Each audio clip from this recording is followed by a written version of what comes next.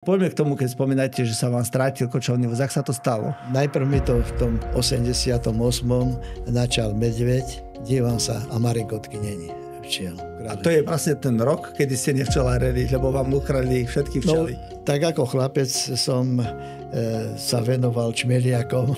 Potom ste našli miesto, že kde vám bude dobre, pri rieke Nitra.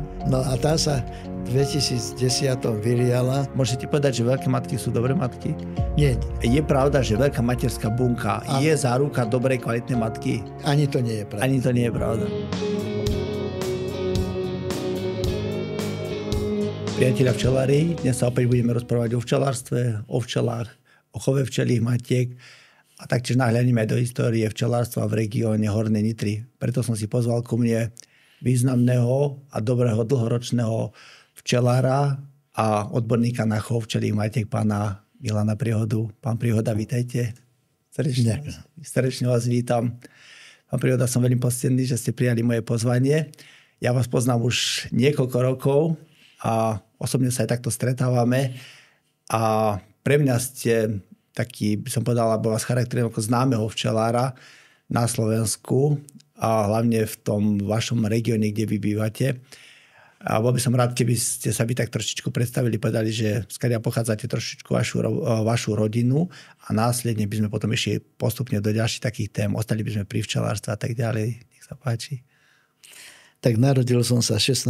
mája 1940 v obci Poruba pri Prievidzi. Tak to máte pekný vek. To máte 85. Už máte 85? 85. Už ťahám na krásne. 86.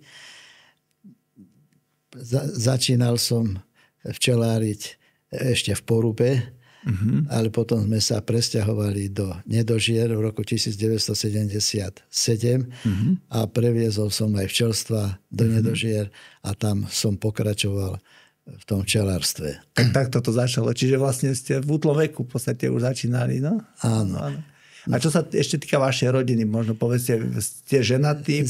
Som ženatý, manželka Gabriela je o rok aj pol mladšia odo mňa. A vitálna stále?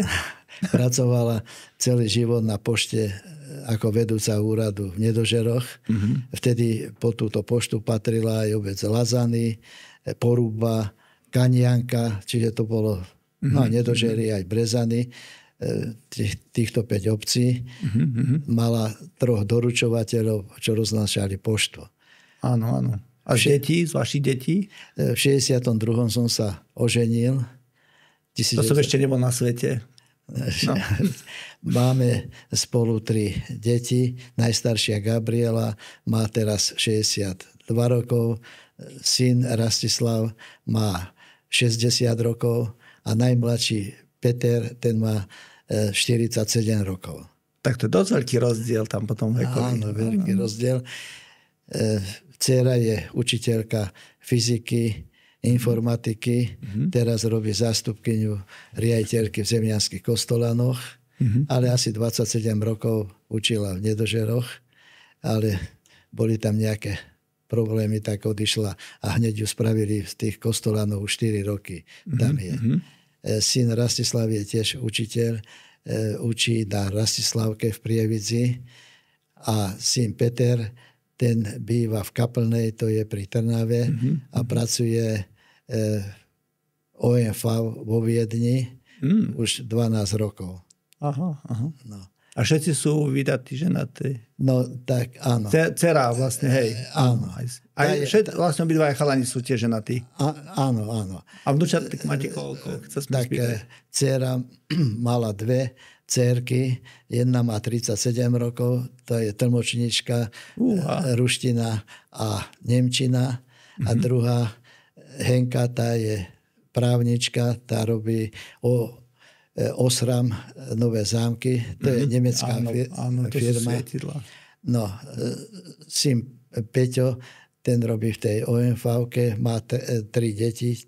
Najstaršia má Pavlinka 13, Peťko má 10 a malý Lukáško 5. Takže sme sa takto... Takto rozvetvená rodina. No. A tak je to milé, keď zase sa stretnete, prídete, tak je veľa tých oslav a tak ďalej. No, tohto roku sme oslavili... S manželkou koľko máte výročie? 63 rokov manželstva. Pekne, krásne. No. Gratulujem. Fantastické. Ale vidíte, ste v dobrom takom zdraví, vidím to na vás, tá vitalita, úsmev. Ale vaša manželka je taká, ako, tak keď spolu aj posedíme, tak ona je veľmi milá. Akože, áno, tak. A čo sa týka včelárstva, ona je tiež takou dušou, akože to včelárstvo? Áno, ale mala problémy so srdiečkom, tak už chodila menej. Vytáčať. Tedy ešte ten ručný medomet bol, krútila to, odvyčkovávala. Áno. Tam v kočovnom voze sme to mali. Áno, ale kým neprídeme k tomu včelárstvu, ešte by som tak rád od vás vedel, čo sa týkalo vášho produkčného veku, keď ste boli zamestnaní, alebo so školou, ako ste skončili? Tak som skončil gymnázium, potom som si urobil nadstavbu, no a robil som mzdového účtovníka najprv, potom som išiel na vojnu, bol som vyše 2 rokov, 28 mesiacov v prezenčnej službe na letisku v kuchyni. A bol som ako letecký mechanik, nie automechanik, letecký mechanik v kurze v Bratislave. To bolo na letisku v Ivanke, to bolo spoločné letisko s civilným, vojenské aj civilné. No potom nás prevelili naspäť do kuchyne a tam som doslúžil celú vojnu. Po vojne som sa oženil, no tak ako tých 63 rokov manželstva sme. No a zamestnaný som stále bol u Banských stavieb, kde postupne... A tam ste pracovali najprv ako mzdový účtovník, potom výrobný účtovník. Áno. Asi v 70. roku ma menovali do funkcie ekonóma závodu. Tých Banských stavieb stále ešte? Tých Banských stavieb. A tie Banské stavby to patrilo pod Prievidzu? Pod Prievidzu to bol podnik Banské stavby, ktorý mal okolo 3600 ľudí. Bolo to rozdelené na závody. Rudňany jeden závod, Lubeník, kde sa ťažil magnezit. Potom bolo tam výroba prefabrikátov v Koši. Tam sa vyrábali banské prefabrikáty. Potom závod, ktorý rozváraval baňu ciger, Nováky, Handlovú. Čiže aj Handlová patrila akože tak trošičku pod vás, hej? Áno. No. A potom sme mali stavebný závod, na ktorom som bol tým ekonómom, až do roku 1986, kedy som odtiaľ z Banskej stavie potom odišiel. A išli ste kam? Išiel som na poľnohospodárske družstvo Horná Nitra za hlavného ekonóma. To bol ako trošku taký postup, trošku vyššie. Ste tak aj vnímali, že... No, tak, lebo to je úplne ináčia branža, ako keď úplne ináčia. Tak som si musel idete do poľnohospodárstva. Na to zvyknúť. No ale... Tak som to bol štátny majetok Brezany. Nie, poľnohospodárske družstvo Horná Nitra. Aha. K nám patrili objekty Dubnici ako Bojnice, Kúty, Kanianka, Lazany, Nedožery, aj Brezany a Pravenec. A koľko malo toto družstvo? Mali sme okolo 2600 hektárov poľnohospodárskej pôdy. Dobre, keď povieme o pôde najprv, čiže 2600 hektárov pôdy. Áno, z toho bolo ornej pôdy okolo 1800 hektárov, kde sme pestovali pšenicu, repku, jačmeň, ovoz, raž, aj zemiaky okolo 30 hektárov. No a potom sme mali, pravda, živočíšnu výrobu, ktorá v podstate spotrebovala všetko vyprodukované obílie, aj kukuricu, aj siláž na chov týchto zvierat. My sa potom neskôršie k tomu aj dostaneme, že vlastne toto je jedna vec, že poľnohospodárska práca, alebo tak výroba, potom aj živočíšna výroba, ale vlastne náväznosť na to bolo v podstate aj to včelárstvo. To znamená, ešte poďme k tej živočíšnej výrobe, alebo ako to bolo. Viem, že vlastne vy ste sa venovali aj, alebo ste odchovávali, mali ste živočíšnu výrobu, tak skúsme k tomu. No, živočíšnu výrobu, tam sme mali 6,5 000 ošípaných, z toho bolo okolo 440 prasníc, okolo 24-25 kusov sme mali kancov. Áno. No a tieto odstav tých prasiatok, to stále muselo pravda byť. Nakupovali sme kance také plemenné, ktoré boli alebo zveľadili ten chov tých ošípaných. A iba ošípané, či ešte ste mali aj... No, mali sme 2401 rok až 2600 kusov hovedzieho dobytka, z toho bolo 1000 kráv. Ako dojnic? Dojnic, áno. A mali sme tak okolo tých 350 kusov výkrm bykov. No, potom sme mali mliečný výkrm teliat. To bolo hlavne tam na tých kútach sme mali taký telatník. No a potom ešte v Brezanoch bol jeden telatník. Neuveriteľné, počujete. Áno. Mali sme tieto jalovice, kde sa to chodilo mladý dobytok pásť. To bolo v Pravenci, v Brezanoch, sa to páslo aj v Lazanoch. A čo sme nestačili, tak sme to v máji vyviezli do Valašskej Belej, sa to odvážilo. Tamto oni celé leto spásali sa tie kopce a na konci zase sa to odvážilo a ten prírastok, čo tam bol na váhe, to sme im museli... A pamätáte si v tej dobe, že sa mulčovali polia alebo lúky? Bolo také obdobie? Ja si myslím, že sa to všetko spáslo. Všetko sa to spáslo. Teraz sa to zmenilo úplne. Akože aj teraz sa robia senák, sa povie. Hej, ale obrovské množstva sa mulčujú. Mulčuje a zostáva to tam. A čím je to, že tá ekonomika už to nevýchodí? Takže v živočíšnej výrobe... V živočíšnej výrobe dávali sme mlieko do prievidskej mliekárne, kde sme ročne predali 4 milióny litrov mlieka od tých 1000 kusov kráv. No len nám mliekáre neplatila, tak sme potom boli napríklad, poviem, dlžní 6 miliónov. To už bolo na prelome tých 90 rokoch. 90 rokoch. Ako keby po revolúcii nastalo takéto problémy v týchto odbytových strediskách. Tak potom sme odišli z prievidskej mliekárne a išli sme do mliekárne Liptovský Mikuláš. To mala Francúzi Bongren, tam bol riaditeľ tedy Blcháč a hlavný ekonóm bol Števko Adame z Uhrovca. No tak s tým sme sa dohodli aj na cene mlieka. Len potom bol prebytok aj syrov, oni mali veľké zásoby syrov, nemali kde to mlieko ako predať, keď tie syry nešli. No tak potom sme odtiaľ odišli.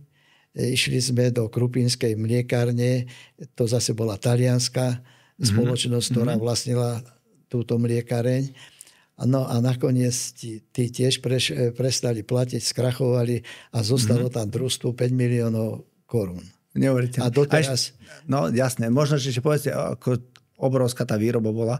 Čo sa týka tých zamestnancov, koľko takéto družstvo mohlo mať, alebo ten štátny majetok, koľko malo zamestnancov? Keď som tam nastúpil v 86. roku, tak sme mali cez 600 ľudí, 624, to sa pravda pohybovalo, s tým, že asi 140 ľudí bolo v pridruženej výrobe. To sme robili všelijaké zámočnícke, stavebnú činnosť a tak. No a po revolúcii sa to zrušilo úplne a zostala len táto rastlinná živočíšna výroba s tým, že v tejto živočíšnej aj rastlinnej výrobe pracovalo pomerne veľa ľudí, ale to sa tiež znižovalo. No, potom sme nakúpili nové stroje, traktory, Massey Fergusony. No a ten traktor spravil za 4 tieto, čo sme mali, tie Zetory. No a potom sme kúpili aj kombajny, tieto Massey Ferguson. Cez žatvu robilo tak aj 15 kombajnov. A keď sme kúpili tieto Massey Fergusony, ten spravil, príklad poviem, 25 hektárov a ten spravil 3-4. Tie nemecké, čo sme... Úžasné. Čiže to vás tak charakterizuje v podstate vaše zamestnanie, čo to našla, vy ste boli hlavný ekonóm v podstate tohto podniku. No, A vlastne už tam, keď sa teraz prenesiem trošku k tomu včelárstvu, už tam ste včelárili? Akože, ako to bolo? Kedy ste začali so včelárstvom? So včelárstvom som ja začal v 1968. 2 rodiny som kúpil. V 68. 68. Tak to je dosť. No to je vlastne 57 rokov teraz 50... bude v auguste. A non-stop včelárite bez toho, že by ste mali aj nejakú výluku? Jeden rok som mal výluku v tom, keď mi ukradli... A to potom spomenieme. Aha, jasné. Tak ale vlastne dá sa povedať, že 57 rokov ste stále pri včelách. Pri včelách. A ako ste začali včeláriť? No tak ako chlapec som sa venoval čmeliakom. Cez prázdniny som chodil do poľa. A ste si čmeliakov ako zabezpečili? Mal som také úliky. A ste ich niekde kúpili? Či zozbierali? Zozbieral som. Keď som videl po tých medziach, to ešte nebolo družstvo ani nič, to tenké pásiky roli, boli tam medze. A keď som videl tam dierku a že tam čmeliak vletel, už som donesol si motiku, ten úlik, rozkopal som tú medzu, preložil som to. Ako dlho vám vydržali tie čmeliaky? Tak to vydržalo to leto, ale... A už potom uhynuli na zimu? To uhynulo. No ale ma to bavilo, že to tam pekne lieta sa to rodí. Oni boli rôzne druhy. Boli štráfované, také žlté, pekné, veľké. Zemné? Áno. Potom boli také malinké, čierno hnedé, alebo červené. To boli také drobnejšie, to aj na lúke si spravili hniezdo, to som tam vybral, dal som to do toho oplovňačika alebo do toho úlika a tam som to choval. No a potom ste začali so včelami ste... A potom, keď som chodil ešte do gymnázia, do tej 11 ročky, tak tam bol profesor Peňažko, Vojto sa volal. Ten bol tajomník prievickej organizácie v tom 56. roku. Tak ten viedol tam krúžok včelársky, tak asi 6 sme sa prihlásili do tohto krúžku a tak ma to stále zaujímalo. No tak ste začali podstatne. Áno. A to ma neopustilo. To je. Dobre, ale prvé včelky sa vám ako dostali? Vy ste vlastne boli v ovčarskom krúžku? No, potom som prestal s tým, lebo som išiel pravda na vojnu. No už potom, keď som sa oženil, tak Horná Nitra rozpredával, lebo chovali aj včely, družstvo, rozpredávali to, tak som si tie 2 rodiny tam kúpil, no a už potom som začal včeláriť a od tej doby stále. No a keby sme išli ďalej, tak kedy bolo také najproduktívnejšie to obdobie pri tých včelách? Pri tých včelách najproduktívnejšie obdobie bolo do toho roku 1990. No, vtedy som mal... Tam potom prišiel taký útlm po tej revolúcii vlastne. No, 14 rodín som tam mal. No a potom som... čím ďalej to rozširoval, aj keď mi tú maringotku s tými včelami ukradli, tak som si spravil už potom kočovný voz na 36 rodín. No a už sa to potom zväčšovalo až na tých 70 rodín. Tak 70 rodín. A to ste si tak dlhšie držali, tých 70 rodín. Áno. No ale poďme k tomu, keď spomínate, že sa vám strátil kočovný voz. Ako sa to stalo? Ako sa to stalo? Najprv mi to v tom 1988 načal medveď, tú maringotku. Mal som to v Brezanoch nad Priehradou. No a ten medveď mi 2 rodiny tam rozbil. To už bolo v novembri. Tak potom som tú maringotku s tými včelami musel stiahnuť dole kde to mám teraz, tie včelnicu tam za rieku Nitru. No ale zase v mesiaci apríl som to tam vyviezol naspäť a znovu tam prišiel ten medveď. Tak už potom som tam vrátil, už to tam cítil, zapamätal si. No, potom som to každý rok sťahoval až do roku 1995, kedy som to mal medzi Prievicou a Nedožermi. Tam sme mali polné letisko. Tam bola panelová cesta. Na jednej parcele, to sa volalo Oráce, bola zasiatá repka a na druhej, na močidlách, tam sme na jar išli siať horčicu. Tam to mám, nemusím to nikde prevať. Kúsok od chalup, v podstate koľko ste to mali? Také 2 kilometre? 2,5 kilometra? Ani nie možno. Tak, zo 3 kilometre to bolo do tej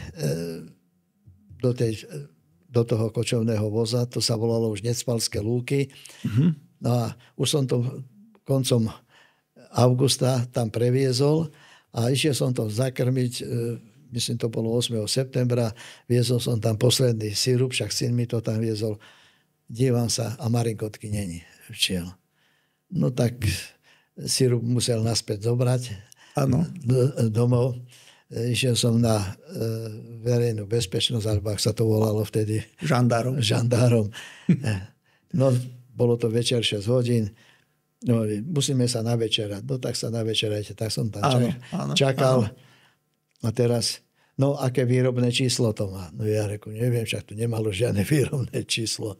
No, potom som to aj hľadal, aj s predsedom družstva sme chodili po tých dedinách. A nič. Nič.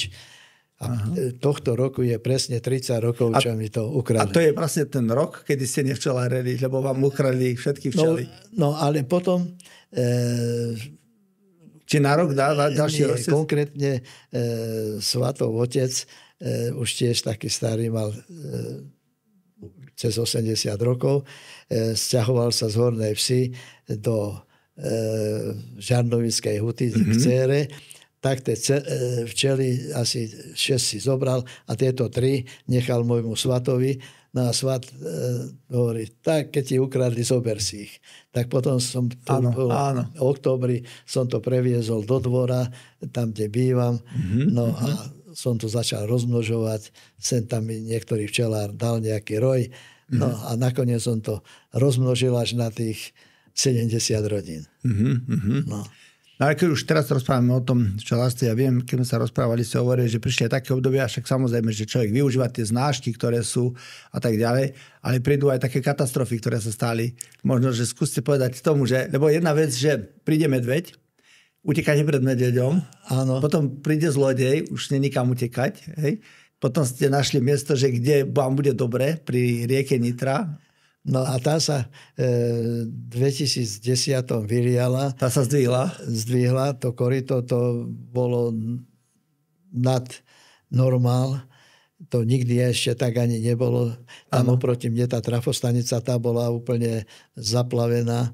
Aj to tanečné kolo, čo je tam amfiteár, všetko. Áno. No a zobralo mi tam vtedy 15 rodín.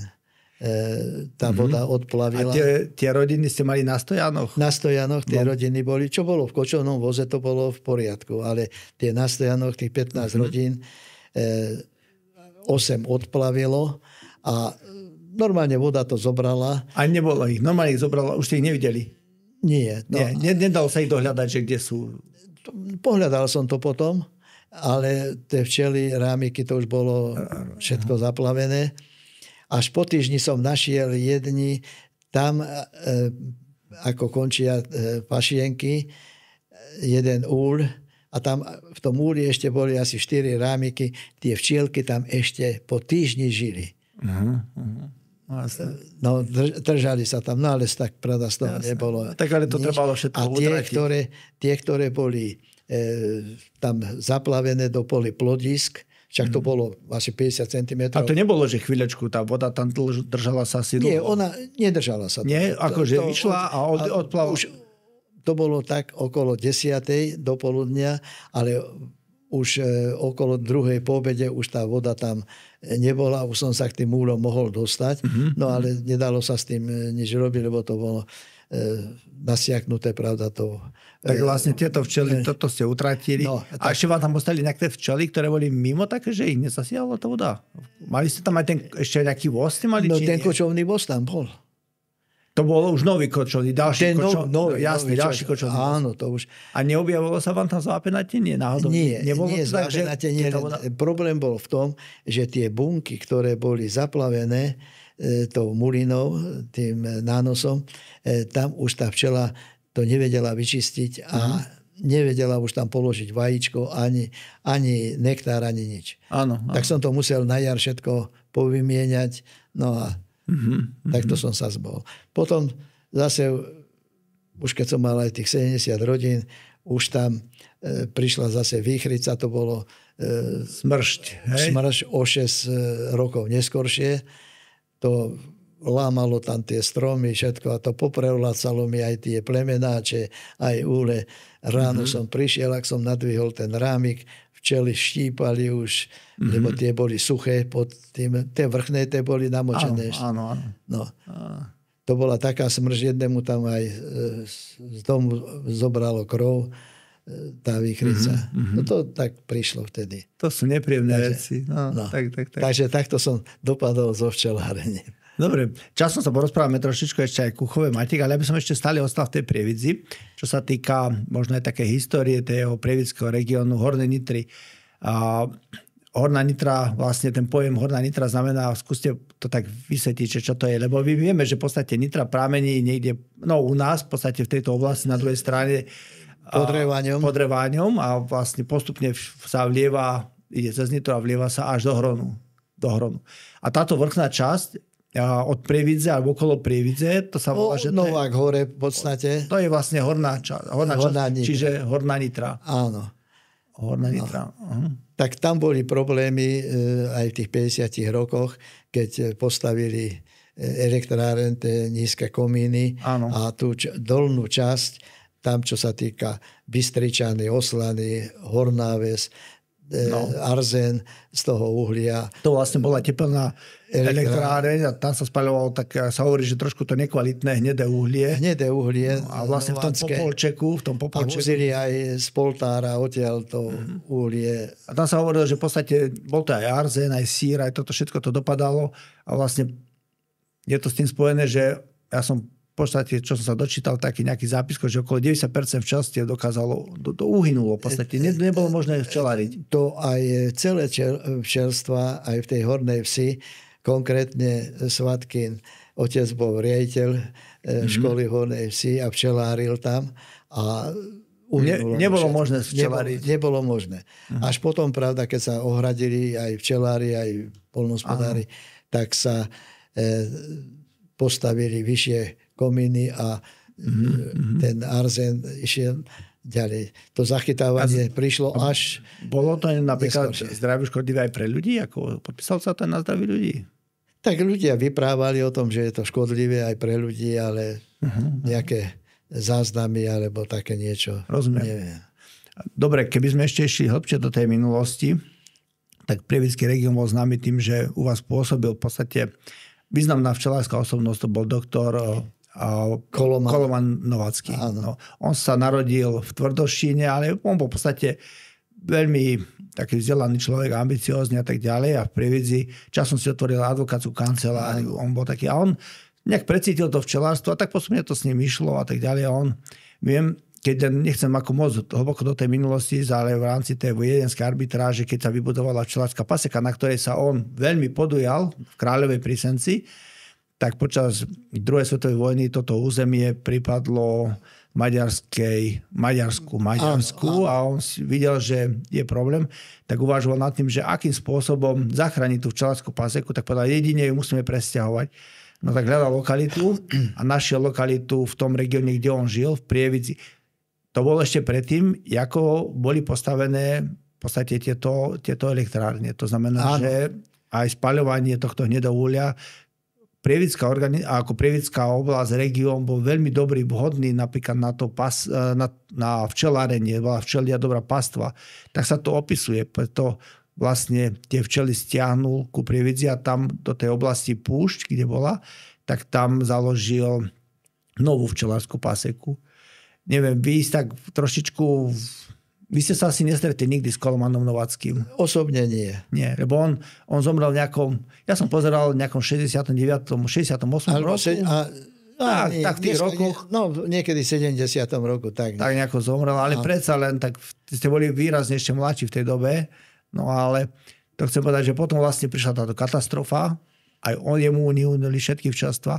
Ale možno porozprávajme sa o tom výrobnom družstve, ktoré bolo v Prievidzi. No tak založil to výrobné drevárske alebo včelárske družstvo, kde začali sa vyrábať tieto úle a údajne tam pracovalo v tých dielniach stolárskych okolo 70 ľudí, ktorí zásobovali týmito úľami. Bol tam aj stroj na výrobu medzistienok.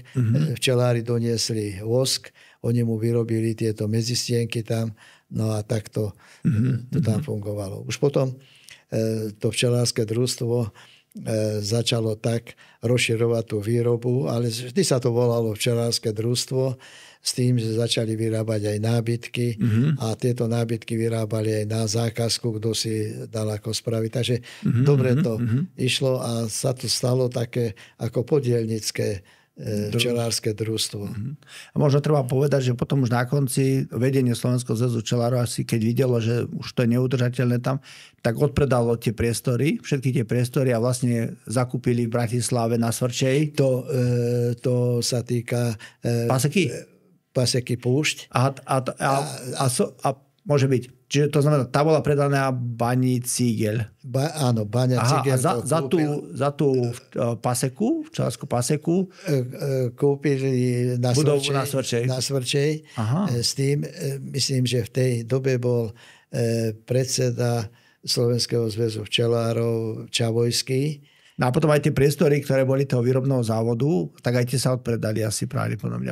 Tak to stále bolo ako družstvo výrobné. A to ďalej ostalo ešte takto? Áno, ostalo to. S tým, že teraz tie priestory sú prenajímané, ale kto to ako prenajíma, to už mi nie je známe. Ale vyrábajú tam tiež tieto drevárske výrobky, ale nie pre včelárov, ale pre široké obyvateľstvo. Dobre. Ešte postavili tam aj si budovu ako administratívnu budovu, to včelárske družstvo. Vtedy bol predseda Švorc tohto družstva a teraz tú budovu kúpili, alebo ako to spravili, už neviem, Všeobecná zdravotná poisťovňa, ktorá tam funguje doteraz. V tej administratívnej budove. To veľký objekt spravili.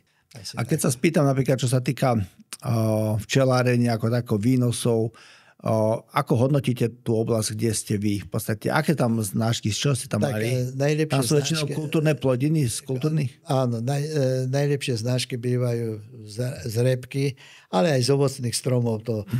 Tie jarné znášky z kvetov sú dobré. No a potom neskôršie už aj lipa začne kvitnúť, ostružina kvitne tam okolo rieky Nitra. Takže nie sú tie znášky také najhoršie. Rozumiem. Dobre, pomaličky ste sa tak trošku aj preniesli do chovu včelích matiek. Preto som vás predstavil na začiatku, že ste dlhoročný chovateľ včelích matiek, alebo dobrý včelár chovateľ. Čo to znamená? Tak sme sa stretávali s Jankom Kopálom, no a vtedy robila pokladničku Anka Zábojníková. To už bolo v Združení chovateľov včelích matiek? Združení chovateľov matiek. Tak ma prijali do združenia, to ma nahovoril však Janko Kopál. Čiže vlastne neboli ste zakladajúcim členom, ale vlastne o nejakých pár rokov, neskôr pár 4-5 rokov, koľko ste sa vlastne dostali aj... Tak som to, celú tú evidenciu potom, keď ma zvolili do výboru, dal dohromady, aj čo sa týka No a veľmi radi sme sa tam stretávali v Liptovskom Hrádku, pretože tí členovia výboru boli odhodlaní pracovať v tomto združení, či to bol Peter Karabel, Karol Laco, no a Janko Kopernický, pravda. Áno, Jožko Toma, neviem. Jožko Toma, Jožo Lendel. Áno. Tak ono tých ľudia, ktorí boli vo výboroch, tak tí sa tak častejšie stretávali, ale akože tých zakladujúcich členov bolo veľa. To bolo, myslím, že aj keď som videl nejaké správy, som čítal od pána Kopála, akože klobúk dolu, akože on to vedel pekne, akože viesť to združenie. A bol taký, dosť presadzoval niektoré veci, možno vyjednával aj s ministerstvom a tak ďalej, aby sa presadili. Vycestovali vždycky na tie rokovania, aby tá organizácia chovu matiek dobre fungovala. Ale aj to išlo. Dobre. Áno. Vlastne vy ste, keď už tak sme pomaličky húpli do toho združenia chovateľov matiek, tak 12 rokov, koľko ste robili pokladníka. Áno. No a ja som v 2017 som si dal tiež prihlášku do združenia, že či ma príjmu, tak som bol na výročnej členskej schôdzi, tak akože ma prijali. A čo bolo pre mňa prekvapujúce, na ďalší rok ma oslovil priamo tajomník a inžinier Jaroslav Gasper, že Laco, nešiel by si k nám do výboru. A vraví, ja som ešte len tu ani rok není riadne, alebo rok som bol. A vraví, a vieš robiť s pokladňou? Čo? Ja som bol zaskočený, lebo ja som tam také ucho bol, vravím si, no tak naučím sa. A potom mi vysvetlil, že vy už v podstate ste mali vyšší vek a že by ste radi akože skončili a niekomu odozdali tú pokladňu. No tak som sa dostal ja po vás ku tej pokladni. No už som mal 78 rokov. No, tak už ste si povedali, že treba to možno odozdať. Ale vy ste ešte stále boli akože členom u nás v združení, ako neodišli ste. Áno. Čo sa mi veľmi páči, tak na podnet aj náš výbor vás, už potom ste povedali, že už aj skončíte, to bolo tak asi 2 roky dozadu, že už by ste aj v združení skončili, že máte svoje roky, ale tak ešte, čo si nejakú tú matku odchováte. A tak sme sa na tom zhodli, že vás pomenujeme, alebo že vás budeme menovať a budeme to schváliť za čestného člena nášho združenia. Tak to na výročnej členskej schôdzi bolo jednohlasne odsúhlasené, tak ste našim čestným členom. Lebo však ma každý, pravda, poznal, že som to poriadne. Ale keby sme ešte trošku kuchovú matiek, tak keď také boli tie najproduktnejšie roky, koľko ste boli schopní odchovať takých matiek? Tak jeden rok sa mi podarilo odchovať okolo 300 matiek. Vtedy dávali na ten odchov aj... Podpora bola dotácia? Dotácia bola. To bol vlastne ten systém vtedy, lebo viem, toto si pamätám, ten systém bol taký, že podporu dostával chovateľ včelých matiek. Ano. Asi možno ten kupujúci, ten včelár pravdepodobne niečo prispieval, ale prostredníctvom tohto programu podpory včelárstva z nariadení vlády bolo tak, že dostávali tú podporu chovateľia matiek. A to bolo dobré, lebo to vlastne motivovalo tých ľudí čo najviac odchovať tých matiek a včelári zase nemali takú vysokú hodnotu tej matky. On povedal, dobré, ja chcem. Áno, kupovali tie matky pomerne veľa. No a potom sa to zmenilo, to myslím, Kameník. Áno, on bol predseda, alebo je stále predseda spolku včelárov. On na to dosť tlačil, že asi je to nespravodlivé, že by bolo lepšie, keby tú podporu poberali priamo včelári. No tak sa to v nariadení vlády zmenilo. A tak to doteraz to trvá. No. Či je to dobré alebo zle, to musí každý posúdiť. Ale myslím si, že ten systém, ktorý bol vtedy, že to dostal chovateľ včelej matky, že to bolo správne. Ja osobne som tiež o tom presvedčený, lebo viem, že aj my odchovávame matky a prídu ľudia a v podstate oni nechcú sa zapodievať byrokraciou a papiermi a so všetkým. Ako my mu dokážeme dať všetky papiere na to, aby si to vydokladoval, ale on potom to rýchlo rieši. Niektorí si objednávajú dopredu, samozrejme tie matky, ale ako tam sa to niekde míňa účinku. Míňa sa to účinku. Áno. Ja by som rád spomenul ešte jedného takého významného včelára, by sme už to tak trošku povedali. Ono máme trošičku do rodiny. Vy už viete, koho myslím asi. Áno, inžinier Čavojský. Pán Čavojský. Ako tí ľudia, ktorí začnú včeláriť a chcú sa veľa dozvedieť a hľadajú knihy. Myslím, že aj tu mám knihu. Tu je včelárstvo od pána Čavojského. To bol skutočne odborník na slovovzatý, ktorý sa celým srdcom dá včelárstvu. Poďme o ňom trošku porozprávať. Tak on sa tiež narodil v Porube, ako aj ja. Čiže je to rodák z Hornej Nitry. Z Hornej Nitry, áno. Pán inžinier Čavojský študoval v Košiciach a po skončení vysokej školy dostal umiestnenku do Liptovského Hrádku. Tam potom si priviedol aj z Poruby manželku. Anka sa volala Korecová. No a tam žili až do smrti jeden aj druhý. On, Valko, myslím, umrel. Vy ste ho tak volali Valko. Áno, to lebo keď také, poviete, ľudia nebudú rozumieť, čo je to znamená. Čiže Valentín. Valentín Čavojský. Čavojský, čiže Valentín Valko. Valia? Valiko. Tam, kde som býval v Porube, tam mal postavený nový dom a že na starost tam príde bývať. No ale on sa usadil už v tom Liptovskom Hrádku. Takže vlastne môžeme o ňom povedať, že on bol akože učiteľom, neskôršie aj rejiteľom, bol tej učňovskej včelárskej školy v Hrádku. Tam ináč boli odchovaní významní včelári, aj chovatelia matiek, či to bol Oto Chrapčák, alebo Marušinec. Arpad Marušinec. Arpad, no. Takže Áno, To bol veľký odborník, Marušinec. Áno, ale áno, však môžeme spomenúť tieto osobnosti, ale on potom neskôršie nastúpil na výskumný ústav včelársky, kde bol... Neviem, či išiel priamo do funkcie riadiť... Čo to boli? To bol ako riaditeľ tam. Riaditeľ výskumného ústavu. Neviem, či išiel priamo z tej, lebo tá poľnohospodárska škola sa potom asi zrušila. To nebolo, tak išiel do výskumného ústavu. Áno. No a manželka bola tam učiteľka v Liptovskom Hrádku, takže oni sa tam usadili a už viacej potom do Poruby neprišiel, ten dom predal. Jeho mama Čavojského a môj starý otec, ako mojej mamy otec, boli vlastní súrodenci. Čiže vlastne, dá sa povedať, že vaša mama a pán Čavojský boli... Bratranci. No, tak do rodiny. No. On ešte mal jedného brata Ignáca, ktorý bol od neho 3 roky mladší, on bol 28 ročník, no takže ten už tiež odišiel. Otec sa volal Vinco, to boli taký vysoký chlap, však aj on, Valko, bol vysoký tiež. No a mama bola Anna jeho. Keď ste spomenuli aj Hanku Zábojníkovú, vlastne to je dcéra pána Čavojského, tá robila na ústave včelárstva. Ona dlhé roky a ona zároveň robila aj tú pokladničku hneď pri tom založení v tom 2004, keď sa zakladalo Združenie chovateľov včelí máte, tak ona robila asi tí 4 roky pokladničku a držala pokladňu a potom ste vlastne vy prevzali pokladňu. Po nej som to po Anke zobral ja. Ona bola tiež však včelárka, Anka, aj ten jej manžel, Zábojník, tiež včelár, ale ten bol ako včely mal v Žiline. No a ona dlhé roky spolupracovala aj s Martinom Pivovarčím. Tam neviem, tiež... Takže robila ona bola aj základná organizácia Slovenského zväzu včelárov Liptovských Hrádok. A ona robila tajomničku? Martinovi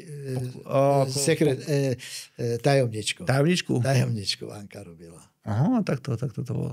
No.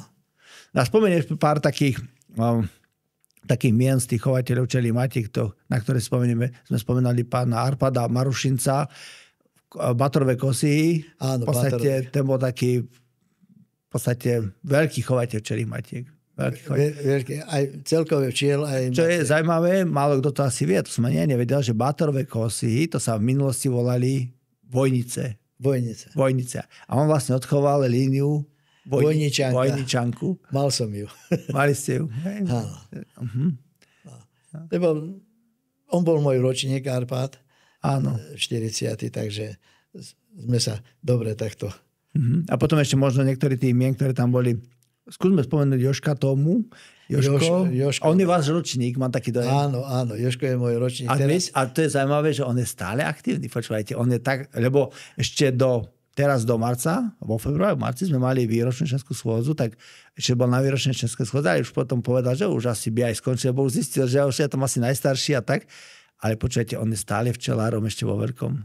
Koľko má tých častí, to nechápeme. No, ja viem, posledne, čo sme tak debatovali, mal okolo 350 včelstiev. To je neuveriteľné. 350 častiev v takom veku 85 rokov. No, ale tam mu chodia pomáhať tí obyvatelia, miestni cigáni, dá sa povedať. Pomáhajú. Tak pomáhajú mu. Keď mal 70-ku, tak sme boli tam pozvaní na tú dobrá voda sa to bola? No, to už tak nepoznám. Tam. No. To vlastne on býva v Smižanoch. Smyžany, a to je smerom na Gelnicu. Na Gelnicu tá cesta. No. Tak ma tedy povozil po tých vrchoch. Tam ešte také jedle sú vysoké, pekné stromy. No a má to tam pekne, má tam takú chatku, spravil taký domček, 3 kočovné vozy tam mal, lebo on to ťahal vždycky dole až na Maďari, tie vozy na Agáda. Takže dobre to má. Napríklad môžeme ešte spomenúť, keď sa vrátim k tomu pánovi inžinierovi Valentovi Čavojskému, on aj prednášal, chodieval robiť prednášky, on aj tam do vášho regiónu prišiel a robil tam prednášku. No mávali sme to tak na jar v tom marci alebo februári bývala výročná schôdza, kde bola ako pracovná, kde výsledky a tak. A potom v auguste bývala, kde zase chodili nám prednášať títo významní včelári, ako bol Čavojský, potom docent Hanko. Hanko. A Hanko nepochádzal tam od vás náhodou? Pochádzal z tej Kútov. No, keď už spomínate teraz tú prievickú organizáciu, to znamená, že potom pánovi inžinierovi Jánovi Kopalovi predseda bol Peťo Balák. Peťo Balák, áno. To je vlastne mladší chlap, ale... No, má okolo 40. No, tak. Že je mladý chlap. Áno, áno. Ako prajeme mu to, že je taký mladý. A on pár rokov vykonával túto funkciu predsedu a potom neskôršie, neviem, či sa vzdal tej funkcie, alebo bol vyťažený pracovne. Zdal sa tej funkcie už, lebo bol si, že on bol sa oženil a áno. Deti prišli. A teraz je u vás... Teraz je inžinier Leporis Janko. Jan Leporis. Áno. No a má tam aj syna Michala, ktorý mu napomáha a dosť s týmto Peťom Frimelom fungujú. Ako... A on vlastne Peťo robí Frimel, ten pokladníka robí, alebo tak. Áno, pokladníka robí. Hospodára. Možno, aj to môžeme povedať, keď spomínate tohto Peťa Frimela, on s vami aj včelári. No, takto, ako to vzniklo? On mal vo dvore doma u svokra 3 rodiny. A tam susedia sa sťažovali, že sa boja tých včiel a čo. Tak Peťo reku, však prídi tam ku mne, tam je priestor na to, že tie včely tam môžeš umiestniť. No a tak sa toho ujal. To sme tak na jeseň tam previezli, tie 3 rodiny, že na jar sa to rozmnožilo, má potom 6, tak a nakoniec z toho bola 40. 40, no. No. A potom z toho odviezol niečo tam pri Žarnovicu na tú chatu, kde majú. Áno, viem. No a tam sa mu veľmi dobre darí, len je to dosť ďaleko od nás, pravda, tam ísť. No. A potom zriadil tú predajňu. Áno, no to môžeme povedať, že vlastne vedľa cesty pri tej odbočke na Lazany, oni sa tam, neviem, venovali stavebníctvu, alebo ak to bolo? Takto, to otec jeho, Petrov, spravil tam predajňu stavebného materiálu. No a sú tam také priestory, že kde mal možnosť zriadiť túto predajňu včelárskych potrieb. Najprv tam na spodu mal predajňu náradia tohto. Také lopaty, ja to tam vydávam ešte, že tam je také niečo. Áno, ešte aj tam to má. On by to najradšej spravil tam dole si tú predajňu, aby ľudia nemuseli hore ísť na poschodie. Ale zase tam hore má veľké priestory. No, tam má veľké priestory. Ale ako aj dneska sme tam boli ešte s Jankom Kopenickým, sme zabehli, ako veľký krásny výber, ja tam odporúčam. Akože to... Áno. No. Ľudia tam radi chodia, vidím. Ja sám tam kupujem. A každý ho chváli, aj čo sa týka včelárskych pohárov, námet, všetko má tam. Ja mám taký úsmevnú, alebo takú milú príhodou zážitok. Vlastne, neviem, 2 roky dozadu to bolo, som bol pozvaný a robil som vám prednášku v základnej organizácii Prievidza. A práve tam to bolo v Nedržer Bezano na tom, ako to vyvoláte amfiteár, alebo jak to volá? Podvrbičky. Ako? Podvrbičky. Podvrbičky, ale ten tanečný, či tanečný park. Taký, ale tam amfiteár. Taký amfiteár, no. No, tak som mal tak akože prednášku pre včelára, akože bolo to milé a bola tam súťaž v medoch.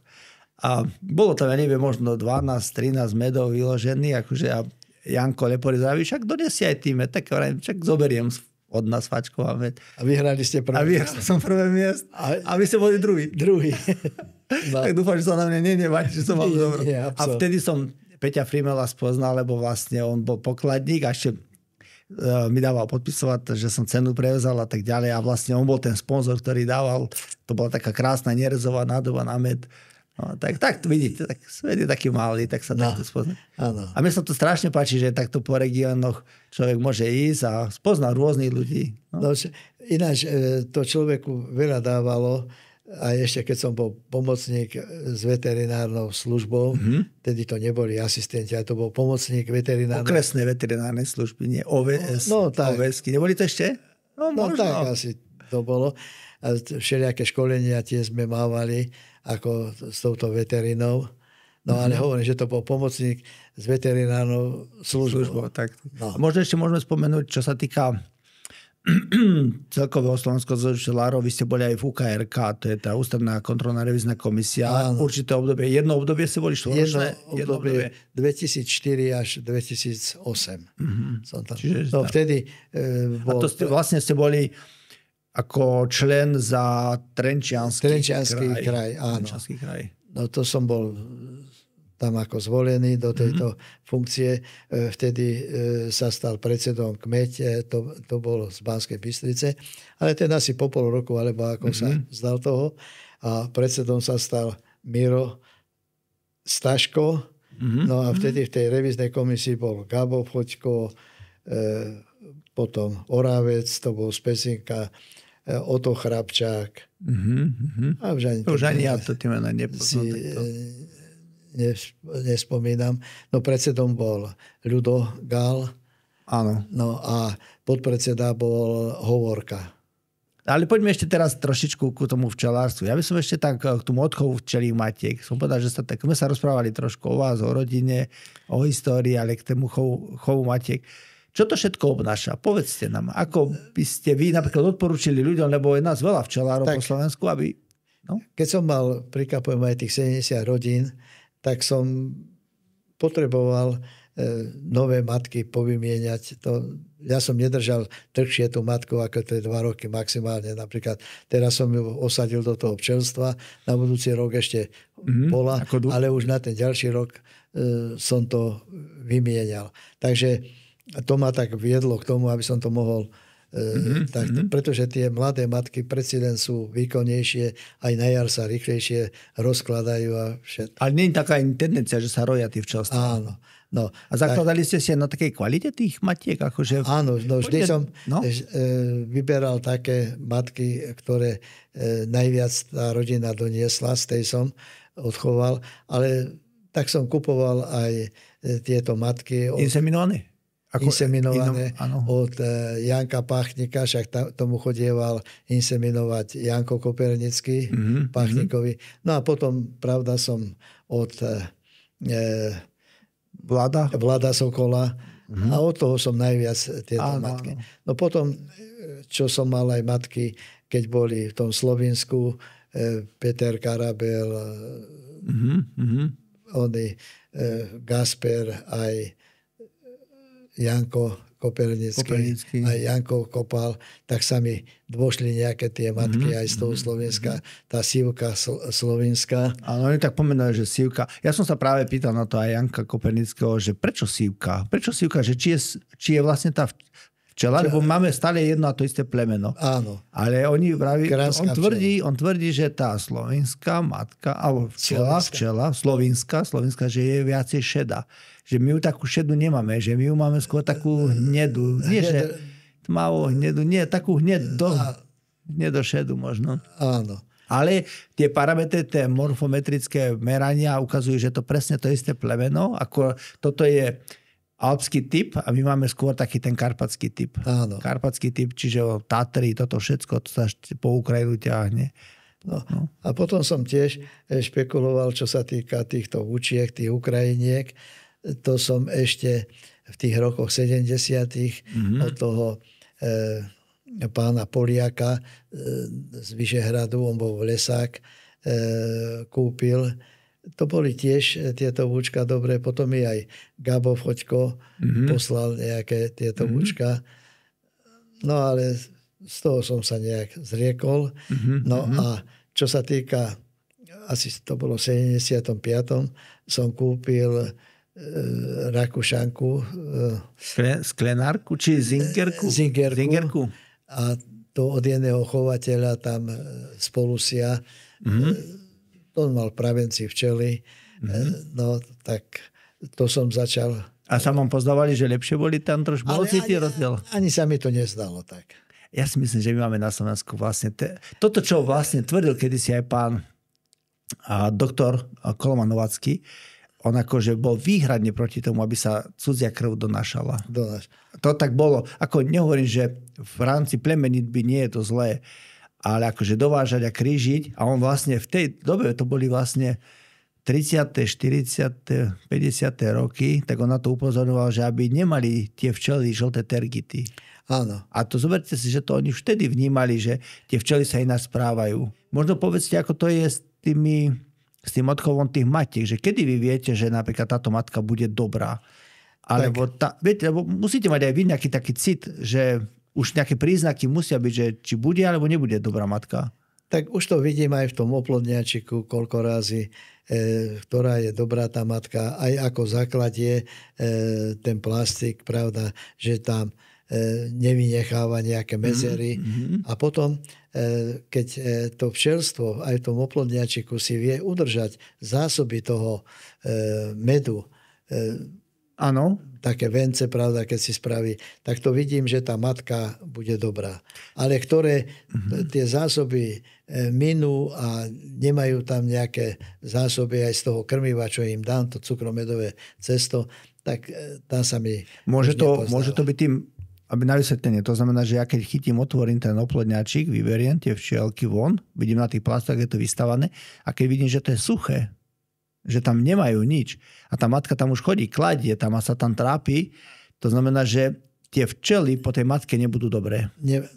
Tie včely, hovoríme vždy o včelách, nie o matke. Matka ako, samozrejme, že ovplyvňuje celé to včelstvo, ale tá generácia tých včiel, tých cériej, ukáže, že to včelstvo nebude dobré. A to vidím hlavne pri tom prvom naplnení toho oplodňačika, ako sa tá matka s tými včelami tam znáša. Už potom tie ďalšie generácie, pravda, keď dám tú matku preč a strčím tam ďalší matečník, tak... Ale ono to vlastne vychádza aj z toho, že záleží, ako bola tá materská bunka už pestovaná, vychovávaná, ako tí včely venovali pozornosť. Že koľko jej tam dali materskej kašičky? Aj tým, lebo keď zoberiete, že založíte sériu, poviem napríklad 10 buniek a teraz tie včely sa, o niektoré bunky sa lepšie starajú a niektoré sa možno menej starajú. Ale vy to napríklad nevidíte a teraz, keď zakladáte oplodňačik, tak dobre, vylianú sa všetky.